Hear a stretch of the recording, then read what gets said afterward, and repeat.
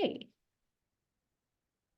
Hello, everybody. It is I, Sarah Seidelman, and I'm here with Margaret Webb, somebody who I think you should know. And she has just written this marvelous, amazing book called A Hero's Journey in Parenting. And we'll talk more about that soon. But welcome, Margaret. I am so glad you're here. I am so excited to be here. I can't wait to have this conversation with you.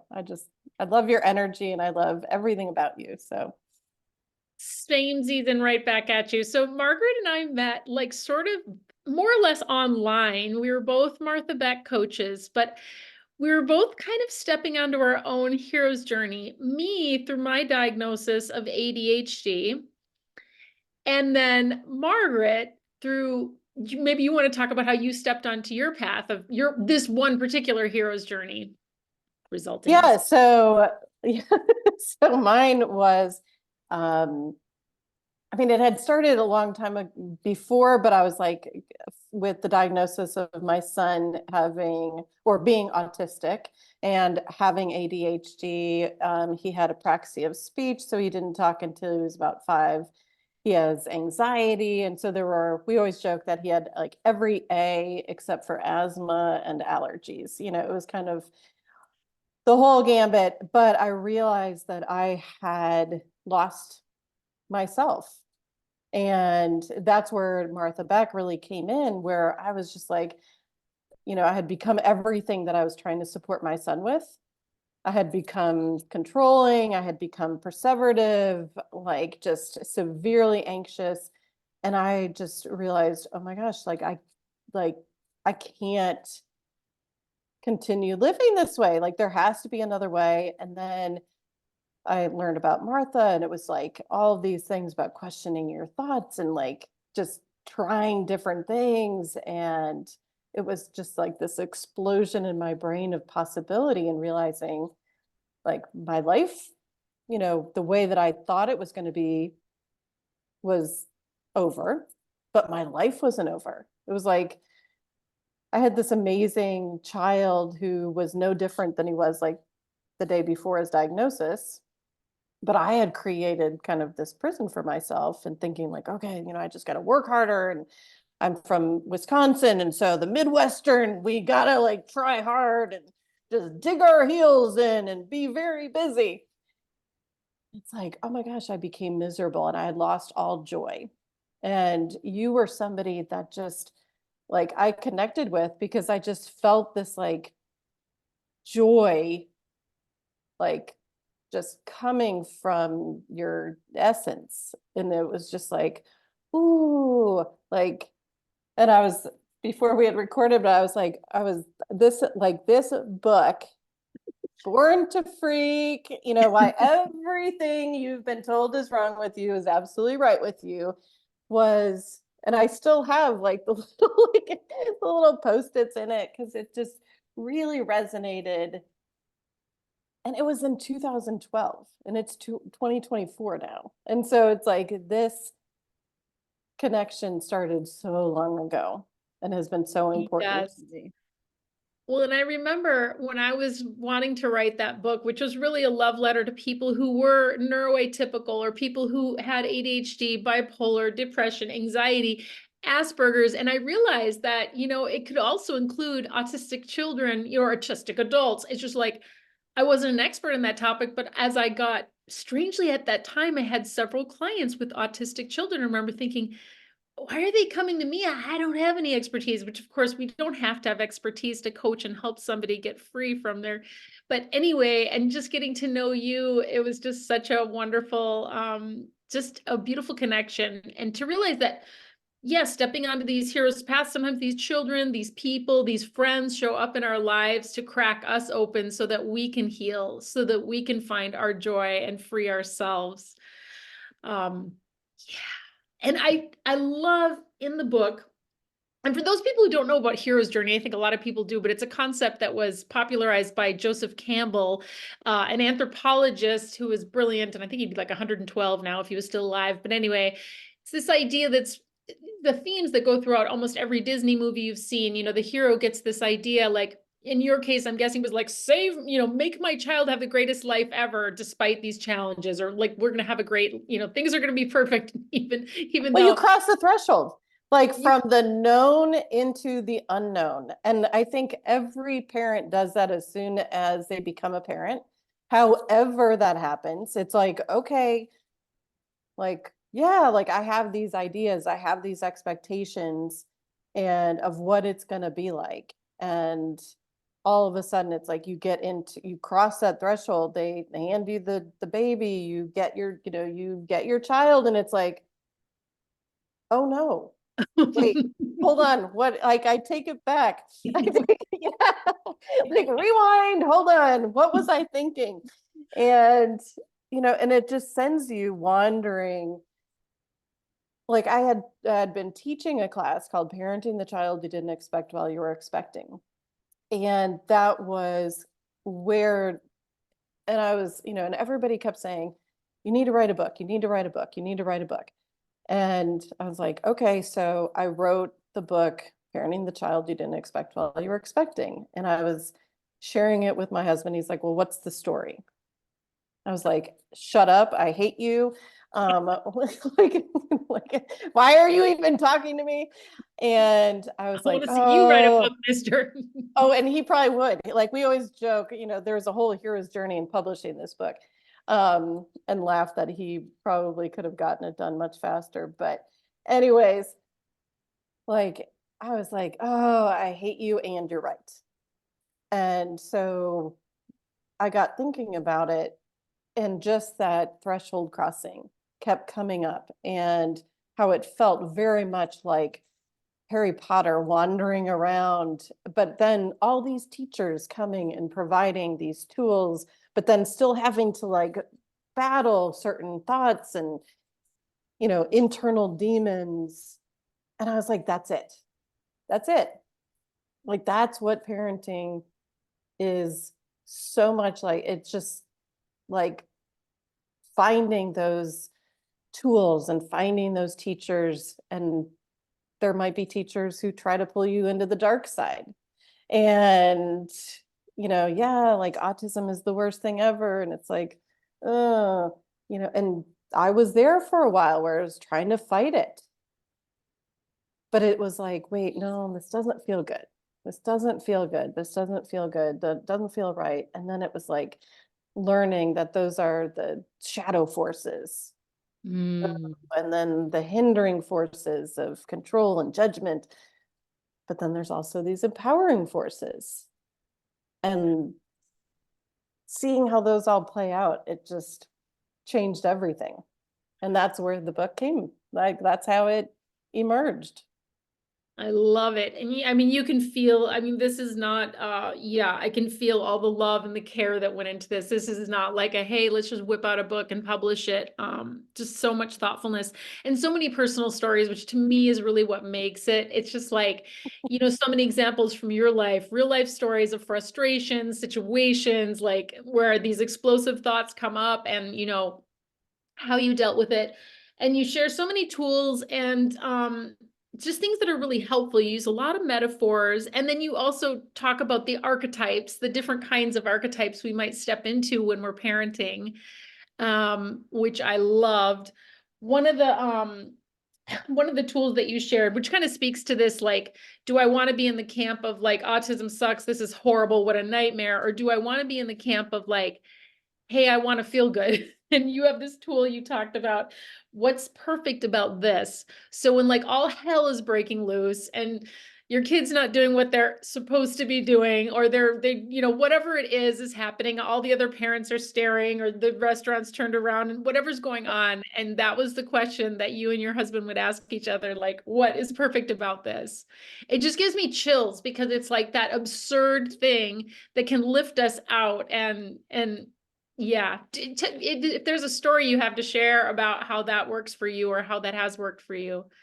It's always, and I have people who are like, what do you mean? What are you talking about? Perfect. And I'm like, I'm not saying that the scenario or the situation is perfect. It is just like, what is perfect about this? What is it helping to teach me? What is it helping me to learn, to remember, to practice, to play with, because so often in coaching and in other self-development, it's like, okay, yes, I should be doing this and I can do this. But if when you're in the thick of it, it's really hard to remember those things. And Yes, it is. so asking myself, what's perfect about this? What's perfect about this? You know, my child is laying on the floor of, at Epcot Center and or at speech and he's squealing like a pig. Like, what is perfect about this? And in those situations, it was perfect because it helped me to remind myself, I can't control another human being. Like, I am not in control of this person. There's other things going on. I can help, it helps me. It's perfect because it helps me to remember that I don't have to listen to the judgmental, and it sounds weird, but listen to the judgmental thoughts of the people who are in the waiting room or the people who are around us. I don't have to listen to that. And it helps me to remember I need to ground myself first. I have to, like, I have an image of a target, like the target image. And I think most people, if you said, okay, fill out your family on this target, they would put their kids in the middle. And I say, no, we have to put ourselves in the middle so that we can take care of ourselves, we can ground ourselves, and then our kids can be on that first ring. But if we're not centered, if we're not grounded, then like we're not taking care of ourselves. And so, and then the people who are making the judgmental thoughts or giving the judgmental looks, making the comments, which they will, and they have, they're like way out, like they're in a very far ring. And I don't have to allow their energy, like it's practice to not let their energy impact my actions or how I'm interacting with my son, because for a long time I did let it. And it was like, come on, like get up, like, oh, like, what are you doing down there? Like, oh yeah, no, we're fine. We're fine, get up, Right. and it didn't work. And it wasn't until it was just like, okay, like, Yeah. yeah, So beautiful. yep. And then people have a chance to entrain that, that concept of, well, makes me your target is such a beautiful thing because it makes me think of Aikido and that arrow, they practice a lot of archery. And I always think of like the idea in Aikido is like to hit the target, we have to become the arrow. And so if I close my eyes and think Mm. about like I'm the arrow and trying to center myself, that's just a beautiful, like a peaceful thought of kind of rooting myself or pinning myself to that point, maybe. I love that. Yeah. Yes, it's so freeing to approach things from that mindset instead of thinking like, oh, I should be able, all the shoulds. I should be able to do this and I should be, whereas like when I think about what's perfect about this, it's expansive. It's playing, it's experimentation. It is knowing that I don't have to get it right. And I'm probably not going to get it right, but am I learning something from it? Am I learning something about myself? Am I learning something about my child so that I can do something different the next time? And Yeah, that's where the powerful change happens. totally. There was another moment, which it's interesting. I was thinking about, you talked about the judgment storm, which is kind of related to what you're talking about. And I think whether your child is, quote, a mainstream kid or a kid with, different neurology, differently wired, I think we all have experienced this, but you describe in the book this moment where you walk up to a group of ladies at a cocktail party and they're talking about potty training. And I swear this exact thing happens when your kids are 25 too. Like it never ends.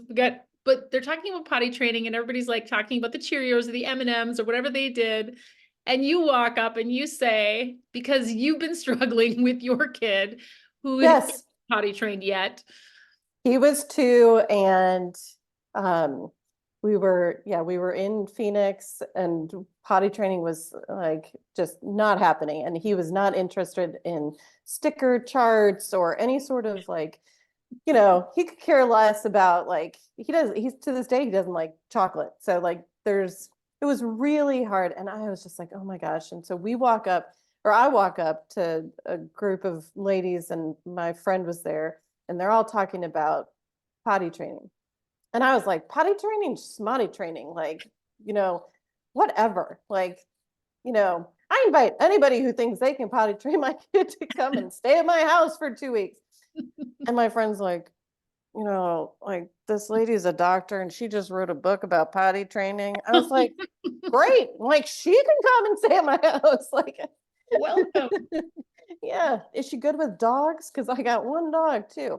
So I gotta and it was funny because my husband's a neurosurgeon, and so it was like a party for neurosurgical fellows and residents, and I was like, how perfect was that? Like, talk about what's perfect about this. Like, we're at an event with people who are brain, specialize in brain stuff and neurological stuff. And this is the conversation that we're having. And potty training is a brain development thing. Like, they have to be ready. And it wasn't until, I stopped being a predator about it with our son that then it started happening. But I remember just being like, I felt like, like you talk a lot about beasties and the animals. And it was like, there was one day where, I would just watch him to see like if he would hunch over, like when he would get in the position, and then I would pounce on him. And I'm like a cat. I'm like a lion, like waiting. And then I pounce on him and I grab him and I take him over to the toilet. And of course, whatever was coming out goes right back up and nothing happens. And I was like, I'm cleaning up shit out either way. And so let's just like relax about it. And it'll be fine. And, if I'm cleaning up poop, then I can choose how I'm cleaning it up. I can choose to be angry about it, or I can choose to just do it. I'm doing it either way, but I have the power of choosing how I'm going to enter it. And that was a huge shift for me. Wow. Yeah. That really, that sort of that message of relax has been a recurring message throughout my life with almost every problem I have. I just get this big smear to like smack down, and then it's just like, could you relax a little bit? Relax and it'll happen. It helps. Relax. And I love when you talked about that moment of the storm of judgment, kind of like you're feeling the judgment from these ladies thinking, oh God, other kids are potty trained and they've got it made and I can't figure this out. You feel the judgment of wanting to judge your kid. You're judging yourself like, I'm a terrible mom that I can't figure this out. And this all happens just so quickly. And I find that even happens now as our kids get older, like, and so how, just coming back to ourselves. And I've gotten a lot of spiritual messages about like never compare yourself to your child to anybody. Like your family is so unique and special, like how beautiful it is. But yet as humans, we do it. It's just kind of part of our nature. Well, and at some point, judging situations is a safety thing, but at, in scenarios like that, I've just learned to not hand my power over, because just really not handing power over to people I don't know, or people who have different experiences, even experts. It's like, at that point in time, at that age, yeah, like I was so worried about what other people thought. I was a teacher, like I should know all of this. And I can't figure this out. And fortunately, I had my friend who I could be kind of sarcastic with, but like it didn't really sink in that, I did internalize it, and I did feel judgment about myself, and I felt judgment about him, and I felt judgment from those other people. And it was like, and now fast forward realizing with that perspective, and what I hope for people who are, if they read this when they're early on, just to know, like, you don't have to like just recognize like, oh, I'm putting this huge weight on myself. I am judging myself over something that I have no control over. We do not have control over brain development. We do not have control over who our kids are. And like, I wouldn't want that. Right? I might not come up with the best scenario knowing myself.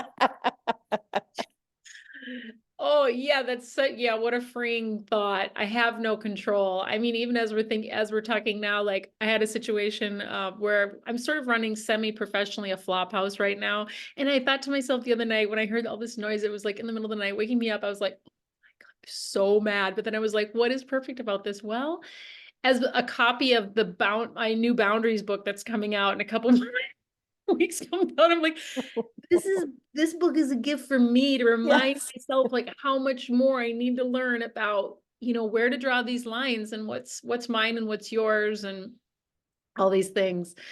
Um, I love how you talk about too, like speaking about not handing your power over, like the fact that encouraging parents that they are the expert on their own kid.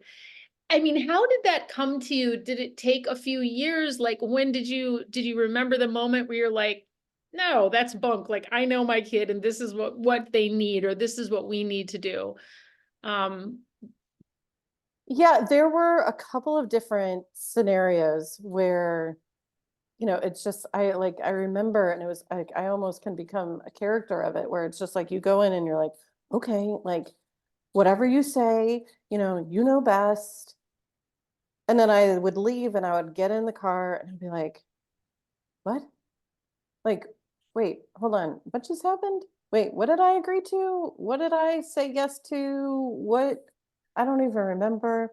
And then there was a specific incident where his school wanted him to have an MRI to see if there was any sort of brain reason why he was not talking. And so I'm like, okay, well, the school says that we need to do this because they need information. We did the neuropsych evaluation, which was one thing, which was, sure. yeah, I'm sure there are people who get a lot of information out of it. But we went in, he was 4, he was not speaking consonants. I could understand him. It was a lot of utterances like and I understood what that meant. And so I was like, I went in for the consult meeting and I'm like, okay, so he's not talking. What is this going to look like? Oh, it's going to be totally play-based. Okay, I was a kindergarten teacher for 4 years. I knew what play looked like. I knew what play-based stuff should look like. And I was like, okay. And so I felt like I had done everything that I needed to do to get questions answered prior to this. And I was allowed to go in because he was severely anxious. And we went in and it was a standardized test with in like this, basically this closet room. And and I'm just sitting there going like, and then he says at one point, he goes, ha ha ha ha ha ha ha. And I said, yep. I said, that's true. And she said, and then, and I kind of chuckled and she's like, what did he say? And I said, well, I can't tell you because I'm not allowed to translate anything that he says. And what he had said was that she had triangle hair because she did. And she did because her hair it was definitely very triangle. And so I was like, okay, like that was one thing. And then after that, we did the MRI, and despite my husband being a neurosurgeon, I was like, I can handle this. So we took him to the children's hospital and they gave him medication to sedate him, and it didn't work. It had like Benadryl has the opposite effect for him. It does not put him to sleep.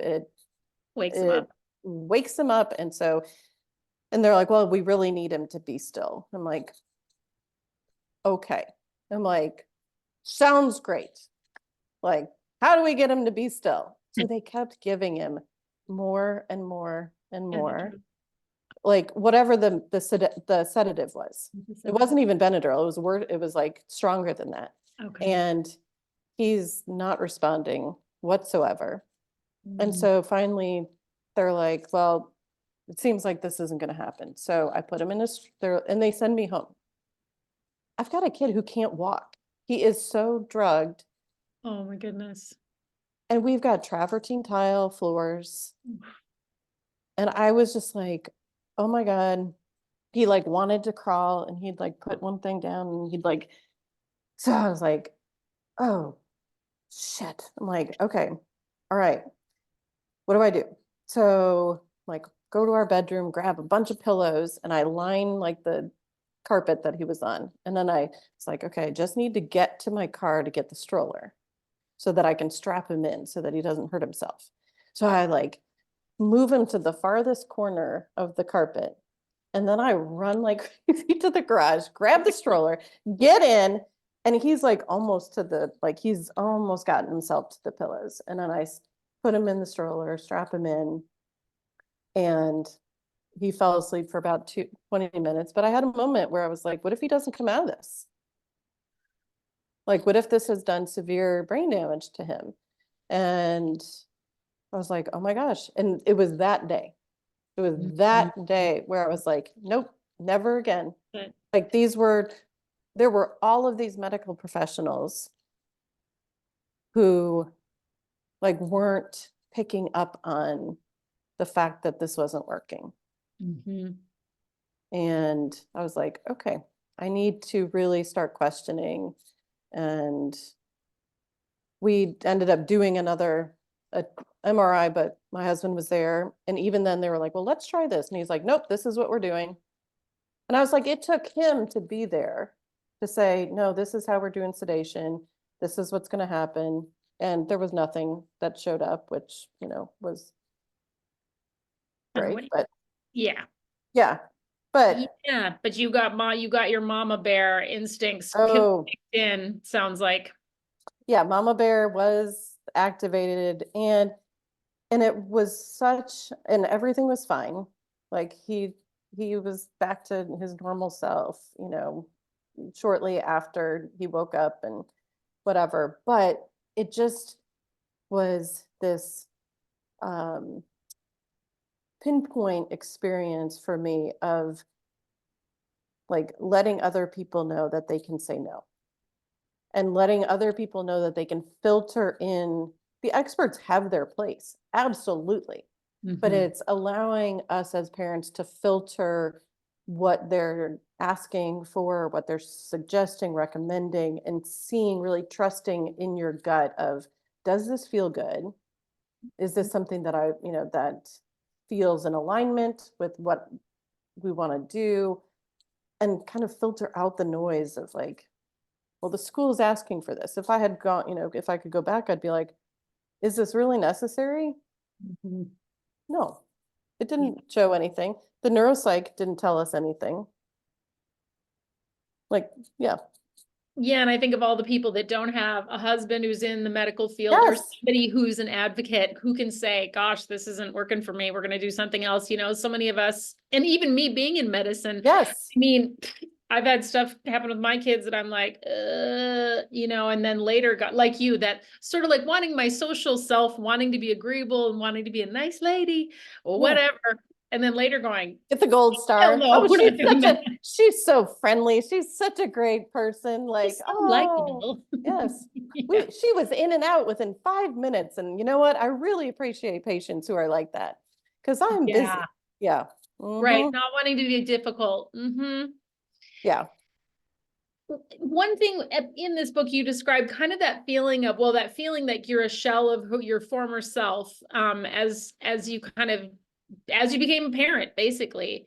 And that feeling of isolation too, that you were all alone in this. I mean, you weren't in theory, but like that sense that we are all alone, which I think many of us have when we're going through these cataclysmic experiences. Like, I thought this was how parenting was going to be great and I was going to be an amazing mom. And then suddenly we're like, holy crap, this is way harder than I thought it was going to be. And I don't know what the hell's going on. And like, it's not what we thought it was. Like, for that person who is in that place right now going, I don't know, why is this happening to me? Or maybe even feeling like this shouldn't be happening. Like, what do you recommend when people show up to your, because I know you coach families and parents in this sphere, like what's step one of like, what do you invite them to do, or what helps at that stage in Yeah. the game? I mean, it's a combination. It's almost like there's like a separation. And so they're like, I'd like to do, a two-pronged approach where it's like, okay, yeah, there's things that are going on in parenting that are causing you tension.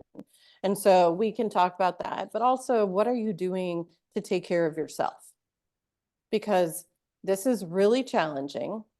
And so what are you doing to take care of yourself? What are you wanting or needing? And a lot of times people are like, well, I don't have time. I don't have time for that, or I don't have, um, and, I jokingly say I'll send them to Jill Farmer's book, there's not enough time, and other Right. lies we tell ourselves. But it's like, it is the smallest of things to just like start to, just start to date yourself. Like best, what is it? The Runaway Bride, where she sits there and she eats all the eggs to try to figure out like, what kind of eggs do I like?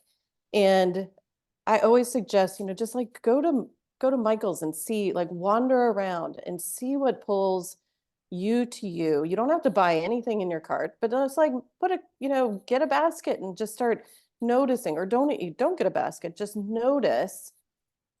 And like for me, that was a huge thing of starting to just reconnect with, oh wait, this brings me joy. Like I might have I might have to clean up poop in like 2 minutes, but like for just this brief second, looking at this picture of these autumn leaves brings me so much joy. Or holding a Flair pen makes me so happy. Like, and I've got a whole bucket of them, and it's like every morning, I pick out the color that I feel like that day, and it just makes my heart happy. But it's reconnecting with yourself so that you can start to hear yourself. Like we're talking about trust, like knowing that you're the expert of your kid.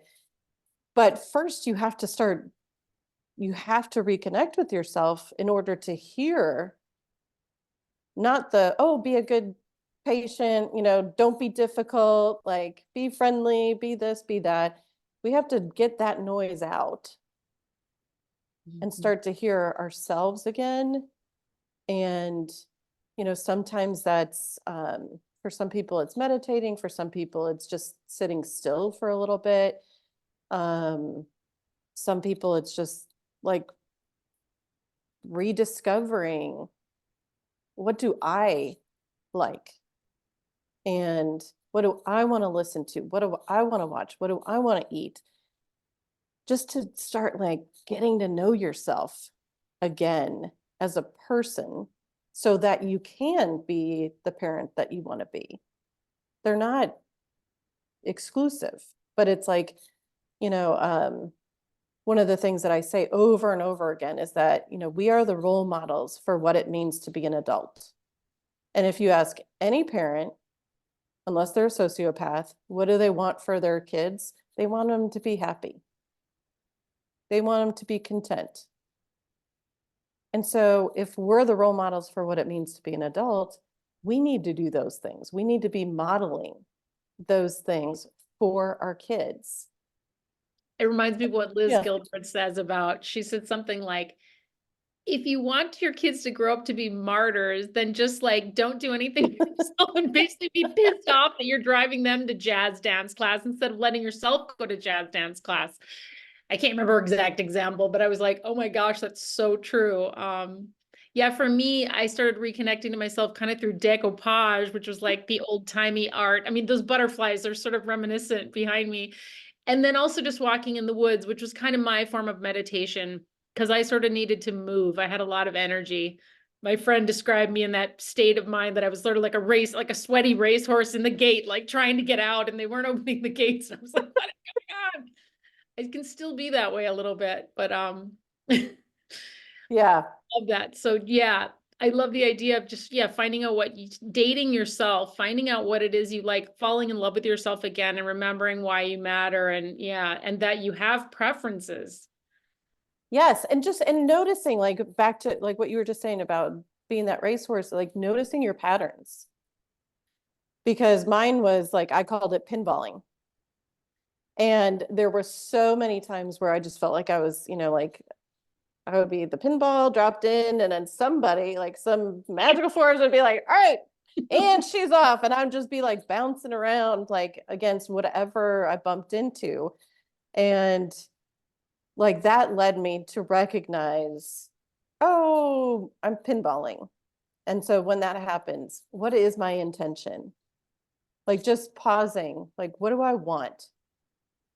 Like in this moment, in the next 3 minutes, in the next 5 minutes. Sometimes people get way too big with their intentions. And it's like, okay, for the next 3 minutes, I'm just going to put my attention on getting the dishes in the dishwasher because that will feel so good to get that crossed off my list. And then after that, what's next? What is the next thing that's important? But it's like those small things then become like that becomes the snowball of like, oh, okay. And I notice it all the time. And Andrew will still, my son will call me on that all the time. He'll be like, you just did a topic change.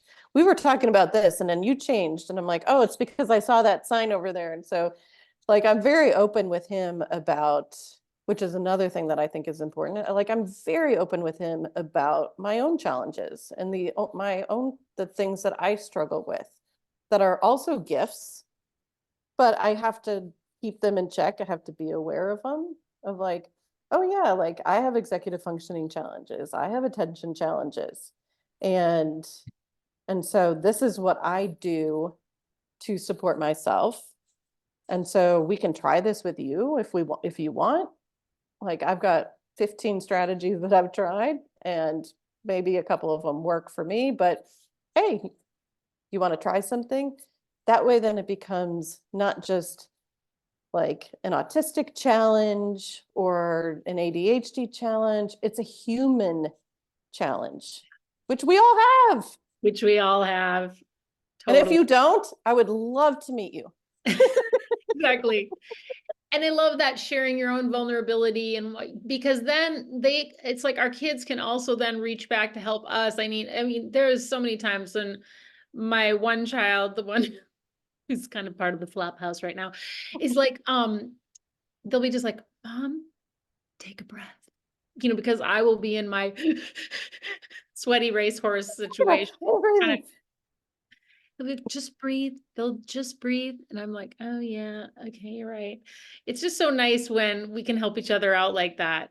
Um, and it's just that humanity. And I love that about, I think our generation of parenting, a lot of us are also quick to apologize when we make a mistake and quick to demonstrate, yeah, I screwed up there. And it's such a beautiful thing because I know, 30, well, even the generation before that, there wasn't a lot of that. It was like, it's my way or the highway, and we're not going to apologize because that shows weakness and all that stuff, which worked for that generation, but I'm glad we're not like that. We don't need to be that way anymore. Well, and we've got things called like either pressing the reset button that I use with him or having a do-over. I like that. And Talk about how it's that works. yeah, so if things aren't going well, and I think that's where awareness of patterns come in because there's patterns within us that we can notice, but there's also patterns that we get in with our kids or our partners, anybody. I mean, family members, whatever, but I think it's really powerful to recognize like, oh wait, we've gone down this path that doesn't feel good. And I'll just say like, pause, hold on. I don't like how I was just talking to you, or I don't like what's going on. I'm distracted. I'm trying to do 15 things at once. And so I'm getting annoyed with you because you keep asking me questions. So wait, can we just pause? I'm going to stop. And then can we have a do-over? And so then like sometimes I'll be silly. Like when he was younger, I'd be like, like pretend like I was rewinding. And Yeah, I then love we would start over. And by modeling, primarily when I say I don't like how I'm engaging in this, that. it's allowed him to feel safe to be like, when he threw the F-bomb down in front of in front of his 93-year-old great grandmother Classic. and grandmother, and they're just sitting there at the counter, and he's like, "What the F is this?" And they're like, their eyes just like got so big, and they looked at me like, "Well, what are you gonna do?" And I'm like, and there was the thought of like, "Oh, I should yell, I should get big, I should, really discipline him." And I was like, "Nope." And he had his phone at the time, and I just took his phone and he grabbed it away because he's taller than me. And I said, "You either give me your phone and you get it back, or you don't give it to me and I will take it and you don't get it back." So he handed it over, and then I went in my bedroom and I just sat down and I took my deep breaths. And he came in and he said,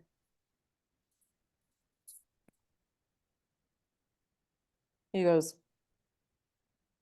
"What are you doing?" And I'm like, "I'm calming my body down." And he's like, "Well, that was really unexpected." And he goes, "Can we have a do-over?" And I said, "Okay." I said, "Well, that's fine." I said, "But what would the do-over look like?" And it all came because I'd put like a pinky-sized piece of pizza on his plate, and he doesn't like pizza, but he was working on it with his therapist. And so, but I didn't tell him I was going to do it. And I said, "Well, what would the do-over look like?" He goes, "I'll, eat the pizza." And I said, "Okay." I said, "What else?" He's like, "I don't know." I said, "Well, there are two women sitting at the counter who heard you." And he goes, "I need to apologize." And I said, "Perfect." And then he said, "And I'll lose electronics for an hour."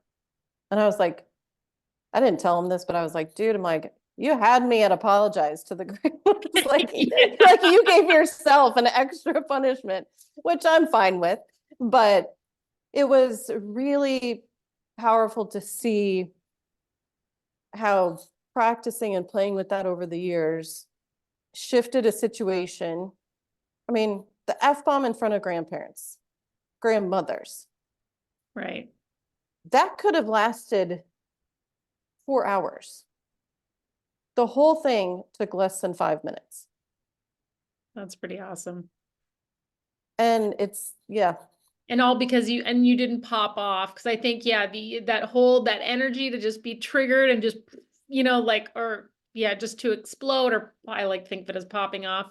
Um, yeah, it's so tempting, and and it's not wrong if we do it because, right, we're human beings and sometimes we do pop off. But being able to have that option, just like we can even catch ourselves as it's happening, or even if it's Yep. 10 minutes later, you know what? I'd like to have a redo for that. I popped off and I wish Yep. I hadn't, so beautiful. My husband and I have actually started practicing that. Like we'll be talking and then something will happen. And basically we've just decided this thing you can say, ouch. So if the person says anything that kind of rubs you the Thing. wrong way or feels diminishing somehow, ouch. And then the other person has to say, what happened, if they don't know. And then the other person can explain. And then they have the option to ask for a redo, or what can I do to make things more harmonious with us again, something like that. And I think it's so great because it's such a bummer when I think what the worst is when we do pop off or something goes the way we didn't want it to go. And then we just sit with it and we're like, oh, I'm a bad person, or I wish it would have gone, instead of having an opportunity to practice something different. And that's and it's it's empowering and it's powerful to allow our kids to see that. And Yes. like, and ourselves to, instead of sitting there in shame, or instead of there sitting and stewing over, like my husband and I, we say GTN, good to know, even though no is with a K, but we just got to saying GTN. And what that means for us is I recognize that I've gone down a path that's not helpful, and I don't want to talk about it right now. And Yeah. so GTN, like, we're going to pivot and we're going to just like, but I don't need to dissect it. I don't need to talk about all the things. And we can do that later Later. if we Yep. want. Mhm. But right now I'm aware. And I think awareness is, like, as we're talking, it just seems like awareness is bubbling to the surface of just being aware of ourselves, our patterns, and then helping our kids be aware of their patterns, but not in a shame-based way. It's just like, hey, you know what? Like, you can do something different. Like, even if you've already had this, you can do something different the next time. Yep. And unlike, I'm not going to keep, bringing it up. I'm not going to remind you of all of the things that you've done, that, weren't awesome. But I'm gonna be your biggest cheerleader when you do something different and be like, wow, that was really awesome. That, like, I noticed that you probably wanted to erupt, or you probably wanted to, like, have a strong reaction. Or even if you did have a strong reaction, you know what? Your recovery was so quick. And he just had something that happened at work. He's doing a transitional program at the hospital, and he had he didn't understand something correctly, and so then they asked him to redo it. But he was already doing something that was a real preferred activity, was right down by the OR, and that's where all of his friends are. And so he didn't want to leave, and so he popped off a little bit. And but it probably lasted, 5 minutes. And then he was like, can I try again? Mm. Can I like restart or refresh? And they kind of wanted him to, they kind of wanted to sit in it.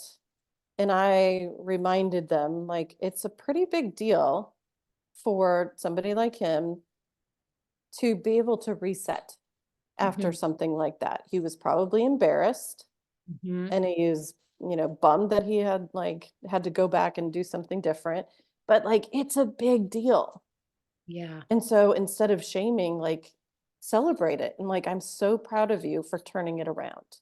Like, that is a really big deal. I feel like we all need more of that. And I feel like yeah, that's, as parents, it's so easy to just sort of be neutral most of the time. And then you're upset when the one thing that happens that's bad and not the 98% of things that are good. Which is common for so many adults in jobs, that people just don't get the positive feedback, depending on what you do. And if you have, like, you're working, interacting with customers and things like that. But yeah, pointing out the good as much as we can for everybody, because I think, gosh, we all need that boost, that we're doing a good job. And Margaret Webb, I just want to say, damn, Oh, great, amazing job. You guys, this book is so wonderful, and you want to gift it to anybody who you know who is parenting the child that they didn't expect. Um, because it's got so many great tools and wonderful stories, and it's just going to be one of those books. I mean, it just reminds me of kind of like a true, like one of Martha's books, but for somebody with a specific journey that they're on. And yeah, it's just so well done. oh, Kudos to you. And yeah, I'm in awe of it.